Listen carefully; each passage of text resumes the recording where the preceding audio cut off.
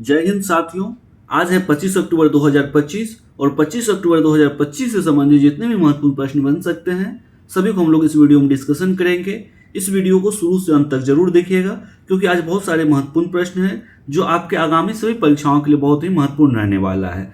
जिसमें एक प्रश्न को आप जो स्क्रीन पे भी देख रहे हैं यह विज्ञान और शांति के क्षेत्र में ब्रिक्स अंतर्राष्ट्रीय पुरस्कार 2025 से संबंधित है। ऐसे ही बहुत सारे महत्वपूर्ण प्रश्न आपको आगे देखने को मिलेगा। तो आइए शुरू करते हैं आज के पहले प्रश्न से। आज का पहला प्रश्न है, दिल्ली में क्लाउड सीडिंग का सफल परीक्षण किस संस्था द्वारा किया गया? Which institute conducted the successful cloud seeding test in Delhi? तो इसका सही आंसर आप देख सकते हैं यह आईआईटी कानपुर के द्वारा किया गया है। तो इसका सही आंसर हो गया आईआईटी कानपुर। साथ ही आप इसमें देख सकते हैं कि यह दिल्ली में वायु की जो प्रदूषण को कम किया जा सके इसके उद्देश्य से कृत्रिम वर्षा के माध्यम से हवा में मौजूद प्रदूषक कणों को नीचे बैठाना। अगर मौसम अनुकूल रहा तो यह प्रयोग दिल्ली में पहली कृत्रिम वर्षा का मार्ग प्रशस्त करेगा। तो ये सभी आपके एग्जाम के लिए इंपॉर्टेंट रहने वाला है। क्या क्या यहाँ पे कीवर्ड है तो सबसे पहले आप यह समझ सकते हैं कहाँ किया गया, तो दिल्ली में किया गया है। क्या किस चीज़ का परीक्षण किया गया है तो ये ध्यान रखेंगे क्लाउड सीडिंग का। अब बात आती है क्लाउड सीडिंग क्या होता है। सीडिंग का मतलब होता है बीज। तो जिस तरह से बादल होना चाहिए बारिश से पहले उसी तरह से यदि क्लाउड बना दिया जाए कृत्रिम रूप से आसमान में आकाश में तो वह बारिश कराएगा और जितने भी धूलकण है जितने भी प्रदूषक चीज है वह उस वर्षा के माध्यम से नीचे आ जाएगा। तो इसी का सफल परीक्षण हुआ है और संस्था पूछा जा रहा है, इंस्टीट्यूट पूछा जा रहा है। तो इस इंस्टीट्यूट को याद रखेंगे। इसका ऑप्शन बी आईआईटी कानपुर इसका सही आंसर है। दिल्ली अप्रूव्ड क्लाउड सीडिंग जो है trials by the IIT Kanpur to fight air pollution. तो what it means, how it will work, यही सब चीज जानना है। तो ये है दिल्ली में। तो बहुत सारे इंपॉर्टेंट प्रश्न हैं, बहुत सारे इंपॉर्टेंट कीवर्ड हैं, इन सभी को ध्यान रखेंगे। आइए देखते हैं अगला प्रश्न। 2024 में वैश्विक विप्रेशन अर्थात ग्लोबल रेमिटेंस प्राप्त करने वाला शीर्ष देश कौन सा है? Which country become the top recipient of the global remittance in 2024? तो इसका सही आंसर सबसे ज्यादा जो विदेशों से ये होता क्या, पहले ये जानिए। होता है क्या, जब भारतीय लोग विदेशों में रह करके नौकरी करते हैं और वहां से अपने परिवार वाले को रुपया भेजते हैं तो यही होता है रेमिटेंस, यही होता है विदेशी विप्रेषण या धन संप्रेषण भी बोलते हैं। तो इसमें सबसे ज्यादा किस देश को दूसरे देश से धन संप्रेषण या धन प्राप्त होता है, इसे बोलते हैं ग्लोबल रेमिटेंस। तो इसमें सबसे ज्यादा हो जाएगा भारत। एक नंबर पे इंडिया है। यह 2024 का रिपोर्ट अभी हाल ही में आया है। इसमें 137.7 बिलियन डॉलर के रिकॉर्ड अंतर प्रवाह के साथ शीर्ष विदेशी विप्रेषण प्राप्तकर्ता देश बना है भारत। इसे ध्यान रखेंगे और इससे भारत की अर्थव्यवस्था में विदेशी मुद्रा भंडार और वित्तीय स्थिरता को मजबूती मिली है। भारत ने सीमा पार भुगतानों को सरल और सुलभ बनाने के लिए यूपीआई पे नाउ और प्रोजेक्ट नेक्सस जैसी पहल शुरू की है। तो ये सभी इंपॉर्टेंट कीवर्ड है, यहाँ सभी परीक्षाओं में प्रश्न देखने को मिल सकता है। साथ ही आप ध्यान रखेंगे टॉप 5 कम से कम याद रखेंगे कि 1 नंबर पे इंडिया आता है, 2 पे कौन आता है, मैक्सिको, 3 पे फिलीपींस, 4 पे फ्रांस, 5 पे पाकिस्तान और 6 पे चाइना और 7 पे बांग्लादेश। ये सभी याद रखेंगे, यहाँ से भी आपको प्रश्न देखने को मिल सकता है। आइए देखते हैं अगले प्रश्न को। अगला प्रश्न कहता है, हाल ही में बिहार ने चुनाव से पहले अपने कर राजस्व का कितना प्रतिशत विभिन्न योजनाओं में खर्च किया है? How much percentage of its tax revenue has Bihar spend on various scheme before elections? तो इसका सही जवाब जो है 32.48% खर्च किया है। अर्थात बिहार सरकार का जो राजस्व होता है, जो रेवेन्यू कलेक्शन होता है, उसमें से कितना, तो 32.48% जो है फ्रीबीज पे खर्च कर दिया गया है, अर्थात लोक लुभावन योजनाओं पे खर्च कर दिया गया है। इससे राज्य की वित्तीय स्थिति पर दबाव बढ़ा है और राजकोषीय घाटा बढ़ने की संभावना है और ऐसे अत्यधिक खर्च से भविष्य में ऋण भार और मुद्रास्फीति दोनों बढ़ सकते हैं। तो ये क्यों न्यूज में है, क्यों करंट अफेयर्स में आया है, इसे भी ध्यान रखेंगे। तो आरबीआई है, आरबीआई ने राज्य सरकार को चुनाव पूर्व अत्यधिक खर्च के प्रति सावधान किया है और साथ ही आरबीआई ने इसे सूक्ष्म वित्तीय स्थिरता और राजकोषीय संतुलन के समक्ष खतरा उत्पन्न होने की बात कही है। ये इंपॉर्टेंट हो जाता है। अगला प्रश्न देखते हैं, भारतीय वायुसेना ने हाल ही में किस देश में आयोजित ओशन स्काई 2025 अभ्यास में भाग लिया है? In which country did the Indian air force recently participate in the ocean sky 2025 exercise. इसका सही आंसर हो जाएगा स्पेनिश वायुसेना द्वारा। तो इसका ऑप्शन सी इसका सही आंसर है। तो किस देश में आयोजित हुआ था ओशन स्काई 2025? तो स्पेन में। और ओशन स्काई 2025 स्पेनिश वायुसेना द्वारा आयोजित एक बहुराष्ट्रीय हवाई अभ्यास है। और उद्देश्य क्या है इसका? तो विभिन्न देशों की वायुसेनाओं के बीच पारस्परिक सहयोग और युद्ध कौशल को बढ़ाना। और यह पहली बार है जब भारत जैसे गैर नाटो देश ने इस अभ्यास में भाग लिया है। और इससे होगा क्या? तो भारत स्पेन संबंध मजबूत होंगे। तो आप देख सकते हैं ये है एक्सरसाइज ओशन स्काई। तो यहाँ से बहुत इंपॉर्टेंट प्रश्न, किस वायुसेना ने भाग लिया? तो भारतीय वायुसेना ने भाग लिया। तो जो एक्सरसाइज है उसका क्या नाम है? तो ओशन स्काई नाम है। किस देश में आयोजित हुआ? तो स्पेनिश अर्थात स्पेन में आयोजित हुआ है। बहुराष्ट्रीय यह अभ्यास है।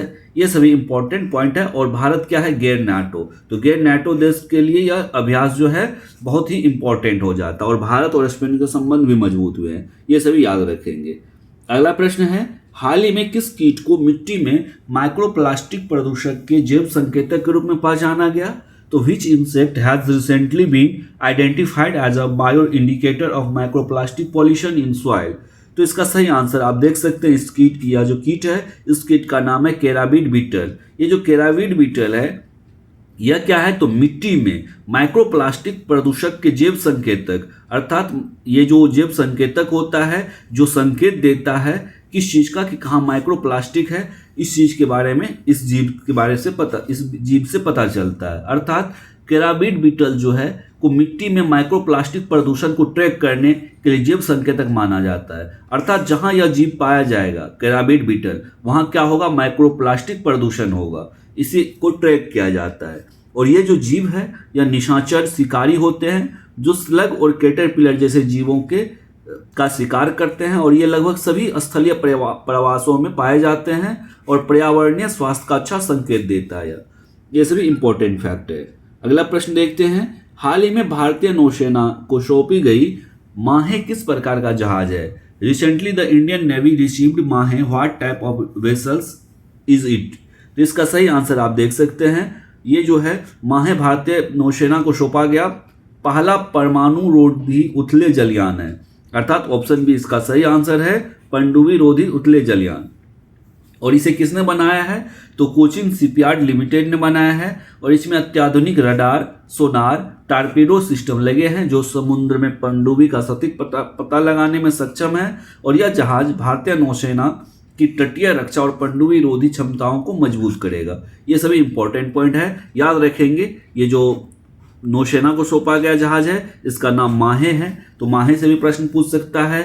इस किस टाइप का जहाज है इससे भी प्रश्न पूछा जा सकता है। पनडुब्बी रोधी उथले जहाज है, anti submarine warfare solo water है, क्राफ्ट है। और साथ ही पूछा जा सकता है कि किसने बनाया इसे? तो कोचिन शिपयार्ड लिमिटेड ने बनाया है। और क्या क्या इसमें अत्याधुनिक तकनीकी लगा हुआ है? तो रडार सिस्टम से लेस है, सोनार, टॉर्पेडो सिस्टम, ये सभी लगे हुए हैं इसमें। ये सभी इंपॉर्टेंट हो जाता है। अगला प्रश्न देखते हैं। अगला प्रश्न है, लीकट क्या है और यह किससे उत्पन्न होता है?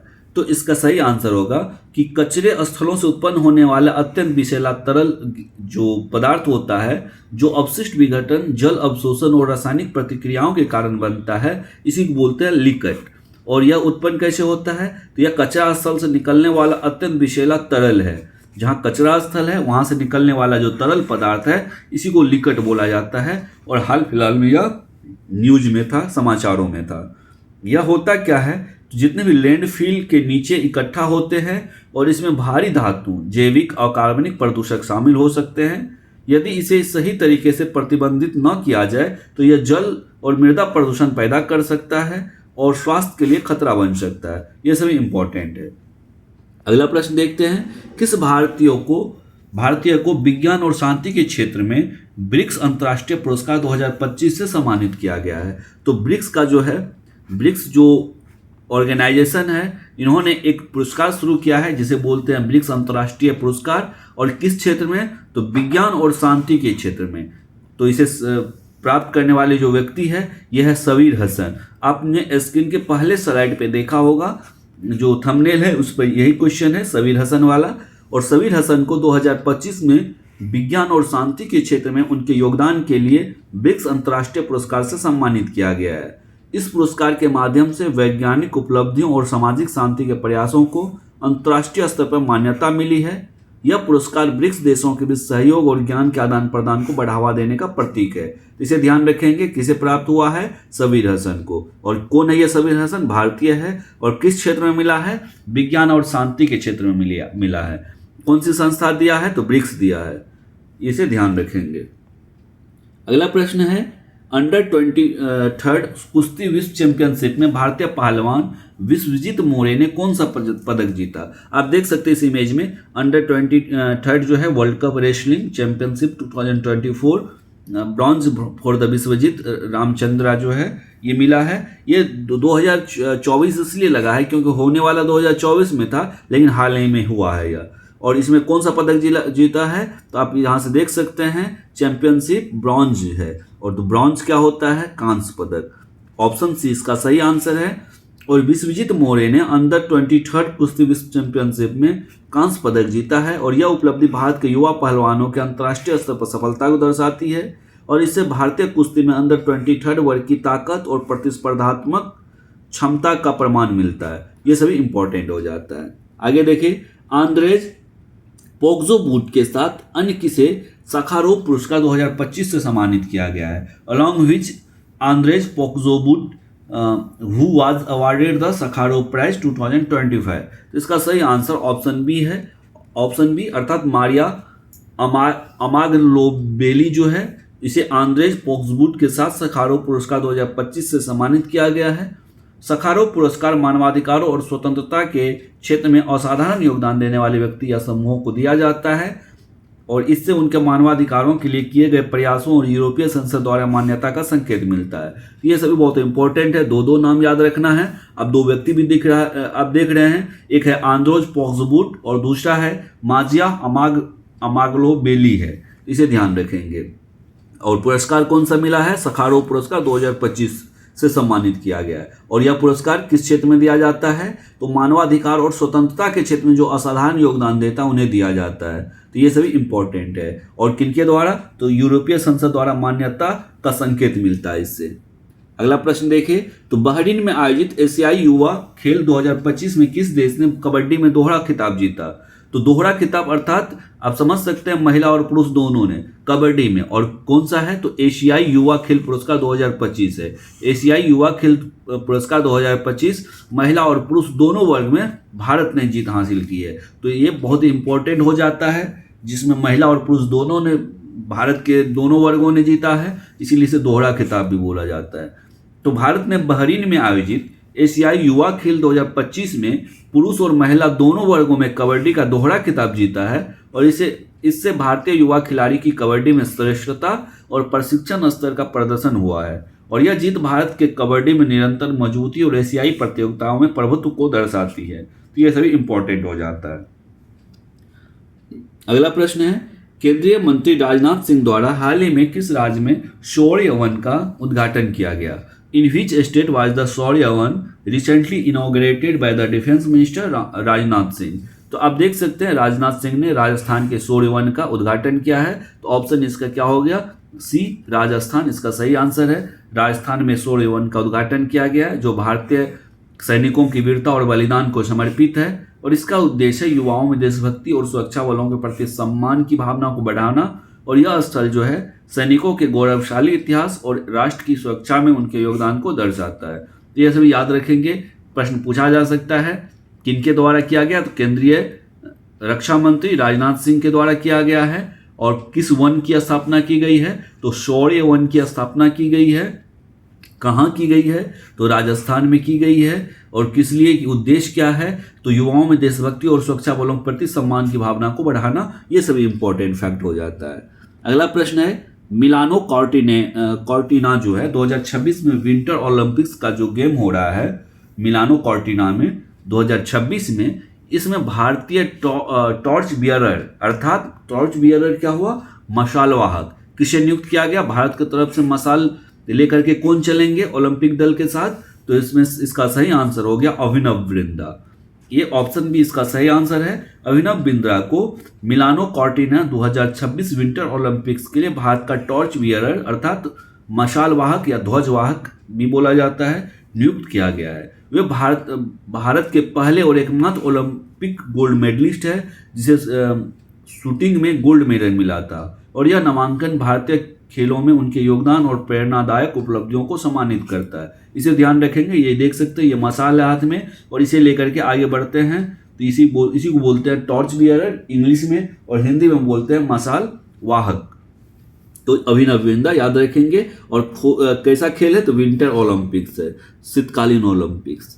तो दोस्तों इस तरह से हम लोगों ने बहुत ही महत्वपूर्ण प्रश्नों की इस सीरीज को देखा है। आपको यह वीडियो कैसा लग रहा है कमेंट में जरूर बताएं, साथ ही अपने दोस्तों के साथ इसे शेयर कर दें। अभी तक सब्सक्राइब नहीं किया तो सब्सक्राइब कर दें। मिलते हैं हम लोग इस तरह के दूसरे इंपॉर्टेंट वीडियो में, तब तक के लिए धन्यवाद। जय हिंद।